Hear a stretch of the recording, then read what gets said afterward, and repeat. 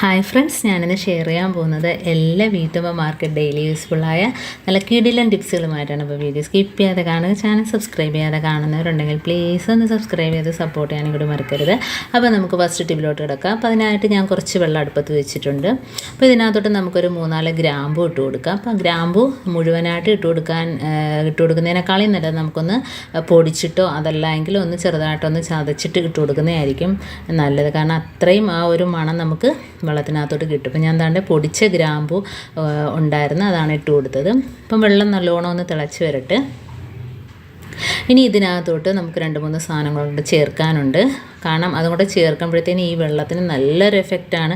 ഈ വെള്ളം തിളയ്ക്കുമ്പം തന്നെ നമുക്ക് ആ കിച്ചണിനകത്ത് വരുന്ന പാറ്റ, പല്ലി ശല്യമൊക്കെ ഒഴിവാക്കിയിടും കേട്ടോ.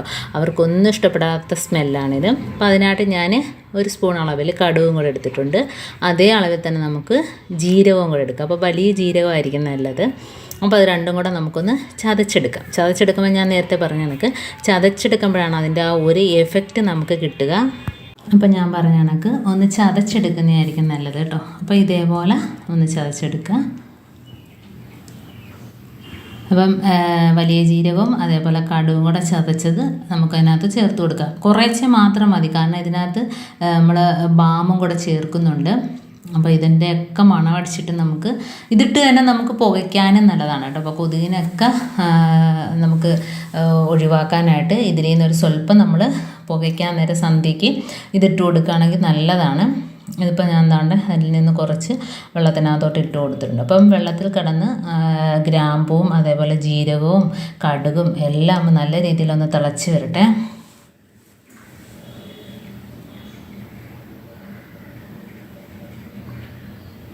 അപ്പോൾ അതുകൊണ്ട് നല്ല രീതിയിലൊന്ന് തിളച്ച് വരുന്നുണ്ട്. ഇനി നമുക്കത് നമ്മുടെ കിച്ചണിലൊന്നും ഉപയോഗിക്കാത്ത ഒരു ടിന്നെടുക്കുക. കാരണം അതിനകത്ത് ബാം ചേർക്കുന്നതുകൊണ്ട് തന്നെയും ഭയങ്കര ഒരു സ്മെല്ലായിരിക്കും.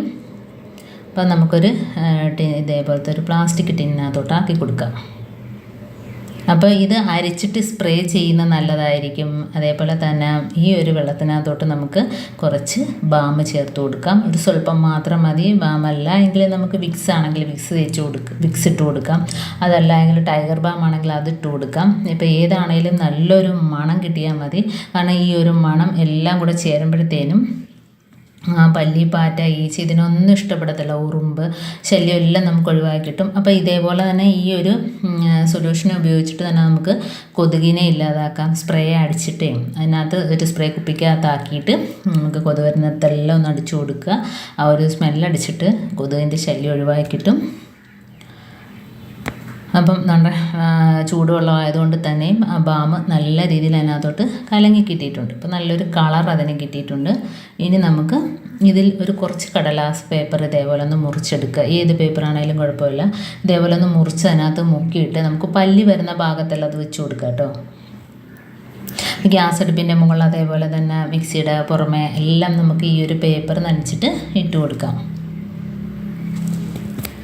അപ്പം രാത്രി വരുന്ന പല്ലികൾ, അതേപോലെ ഡൈനിങ് ടേബിളിൻ്റെ പുറത്തൊക്കെ നമ്മൾ ഭക്ഷണം കഴിച്ചിട്ട് പോകുമ്പോഴത്തേന് രാത്രി പല്ലിയൊക്കെ ഇഴഞ്ഞ് നടക്കാറുണ്ടല്ലേ. അപ്പോൾ അങ്ങനെയുള്ള ഭാഗത്തെല്ലാം ഇതൊന്ന് വെച്ച് കൊടുക്കുക. അതല്ല എങ്കിൽ നമുക്കൊരു ടവലിനകത്ത് ഈ ഒരു സൊല്യൂഷൻ ഉപയോഗിച്ചിട്ട് നമുക്ക് തുടച്ചെടുക്കാം. അതല്ലെങ്കിൽ സ്പ്രേ ചെയ്ത് കൊടുക്കാം. എന്ത് വേണേലും ആവും കേട്ടോ. അപ്പോൾ ഇതേപോലെ നമ്മുടെ കബോർഡിനകത്തൊക്കെ ഈ ഒരു പേപ്പർ വെച്ച് കൊടുക്കുകയാണെങ്കിൽ പല്ലി ശല്യമൊക്കെ ഒഴിവാക്കി കിട്ടും. ഇനി ബാക്കിയുള്ളത് നമുക്ക് കളയണ്ട. ബാക്കിയുള്ള വെള്ളം നമുക്ക് കടുകിൻ്റെ വെള്ളം നമ്മൾ സിങ്കിനകത്തൊക്കെ ബ്ലോക്ക് മാറാനൊക്കെ നല്ലതാണ്. പ്രത്യേകിച്ച് ഇതിനകത്ത് ബാമും കാര്യങ്ങളൊക്കെ ഉള്ളതുകൊണ്ട് തന്നെയും അതിനകത്തുനിന്ന് വരുന്ന ചെറിയ പാറ്റ കുഞ്ഞുങ്ങളൊക്കെ ഉണ്ടല്ലോ. അപ്പോൾ അതെല്ലാം ഒഴിവാക്കിയിട്ട് കേട്ടോ. അപ്പോൾ നമ്മൾ ഇതേപോലെ മുക്കി വെച്ചത് പേപ്പർ മുക്കി എടുത്തതിന് ശേഷമുള്ള വെള്ളം നമുക്ക് സിങ്കിനകത്തോ വാഷ് ബേസിനകത്തോ എവിടെയാണെന്ന് വെച്ചാൽ ഒഴിച്ചു കൊടുക്കാം. നമുക്ക് ബ്ലോക്ക് മാറിക്കിട്ടും. കടുകിൻ്റെ വെള്ളമെല്ലാം ബ്ലോക്ക് മാറിക്കിട്ടും. അതേപോലെ തന്നെ നമുക്ക് അതിനകത്ത് നിന്ന് വരുന്ന ആ ഒരു ബാഡ് സ്മെല്ല് ഒഴിവാക്കിയിട്ടും അതേപോലെ അതിനകത്ത് നിന്ന് വരുന്ന പാറ്റ കുഞ്ഞുങ്ങൾ, അതേപോലെ ഉറുമ്പ്, ഈ ശല്യമൊക്കെ ഒഴിവാക്കിയിട്ടും. അപ്പോൾ ഈ ഒരു വെള്ളം നല്ലതാണ്, എല്ലാ കാര്യത്തിനും നല്ലതാണ്. അപ്പം സ്പ്രേ ചെയ്യുന്നതിനാണേലും കൊതുകിനാണേലും എല്ലാത്തിനും നമുക്കിത് വെച്ചിട്ട് തുടച്ചെടുക്കുന്നതിനൊക്കെ നല്ലൊരു സാധനമാണ്. അപ്പോൾ നമുക്ക് വീട്ടിൽ കെമിക്കലൊന്നും ഉപയോഗിക്കാതെ തന്നെ നമുക്ക് ഇങ്ങനെ ചെയ്യാനായിട്ട് പറ്റും. ഇപ്പം ഞാൻ നമ്മുടെ എല്ലാം സിങ്കിനകത്തോട്ട് ഒഴിച്ചു കൊടുത്തിട്ടുണ്ട്. ബ്ലോക്കൊക്കെ ഉണ്ടെങ്കിൽ മാറിക്കിട്ട് സ്മെല്ലൊക്കെ നല്ലൊരു നല്ലൊരു സ്മെല്ല് കിട്ടും നമുക്ക്. ബാഡ് സ്മെല്ലൊക്കെ മാറിയിട്ട്. അപ്പോൾ ഇങ്ങനെ ചെയ്യാത്തവരൊക്കെ ഒന്ന് ചെയ്ത് നോക്കുക. അപ്പോൾ നല്ല കിടിലൻ ടിപ്പാണ്, എല്ലാവർക്കും വളരെ ഈസി ആയിട്ട് ചെയ്തെടുക്കാൻ പറ്റുന്ന ടിപ്പാണ്. ഇനി നമുക്ക് അടുത്ത ടിപ്പിലോട്ട് കിടക്കാം. അപ്പോൾ പഞ്ചസാരയൊക്കെ കട്ട പിടിച്ചിരിക്കും. ചില സമയത്ത് നമ്മൾ മേടിച്ച് കുപ്പിക്കകത്തിടുമ്പോഴത്തേനും പഞ്ചസാര കട്ട പിടിച്ചിരിക്കും. അതേപോലെ തന്നെ കട്ട പിടിച്ച് കഴിഞ്ഞാൽ പിന്നെ പഞ്ചസാര ഒരുമാതിരി അലിഞ്ഞ കണക്കൊക്കെ ആവില്ലേ. അപ്പോൾ അതൊന്നും ഇല്ലാതിരിക്കണമെങ്കിൽ നമ്മുടെ കയ്യിൽ വുഡിൻ്റെ ഇതേപോലെ ടൂപ്പിക്കുണ്ടെങ്കിൽ നല്ല ടൂപ്പിക്കായിരിക്കണം, ഉപയോഗിച്ചതായിരിക്കരുത്. ഇതേപോലെ ഒന്ന് 5-6 അതിനകത്തോട്ട് കുത്തി കൊടുക്കുകയാണെങ്കിൽ ആ പഞ്ചസാര കട്ട പിടുത്തമൊക്കെ ഒഴിവാക്കി കിട്ടും കേട്ടോ. അപ്പോൾ ഇതേപോലെ വെച്ചിട്ട് നമുക്ക് കുപ്പിക്കകത്തിട്ട് കൊടുത്തതിന് ശേഷം ഇതേപോലെ ഒന്ന് വെച്ച് കൊടുക്കുക. ഈർപ്പമൊക്കെ അതിനകത്ത് പിടിച്ചോളും.